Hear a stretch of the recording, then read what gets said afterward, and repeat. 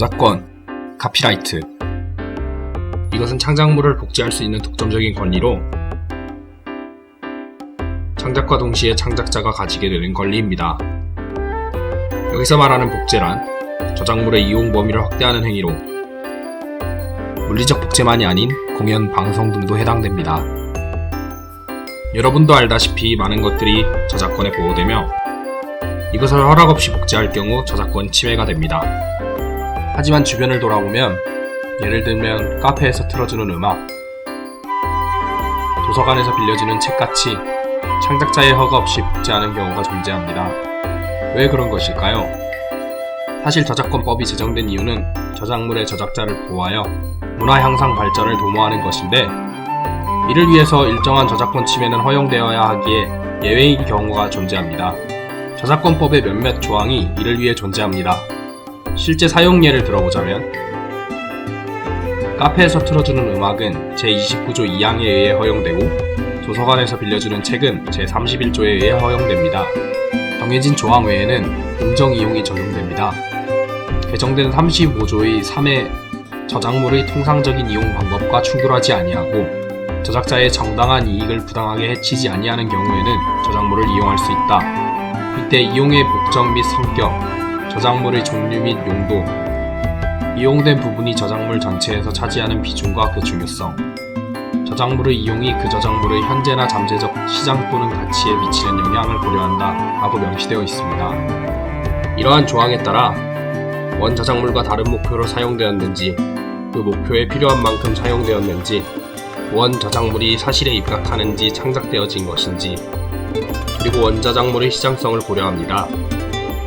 실제 사례를 통해 더욱 알아보자면 2009년 가수 손담비 씨의 미쳤어의 후렴구를 따라 부르며 춤을 추는 5세 여아의 동영상을 한국음악저작권협회 측에서 삭제 요청을 한 사건이 있었습니다. 이로 인해 소송이 이루어졌고 한국음악저작권협회 측에서는 손해배상을 해줘야 했습니다. 영상은 음원 자체를 사용하지도 않았고 전체에서 일부 후렴구만을 따라 부르며 흉내낸 것에 불과했습니다. 이것에 대한 제재는 공정한 관행에 어긋나다고 판단했으며 법원은 그 주장에 손을 들어준 것입니다. 다른 예로는 2005년 구글의 책의 디지털화 프로젝트인 구글북스에 대해 미국 작가협회와 출판사협회가 저작권법 위반으로 소송을 제기했습니다. 당시 구글북스는 책을 스캔하여 저작권 보호 기간이 만료된 경우 전체를, 보호 중일 경우 목차를 열람할 수 있는 비영리적인 프로젝트였습니다.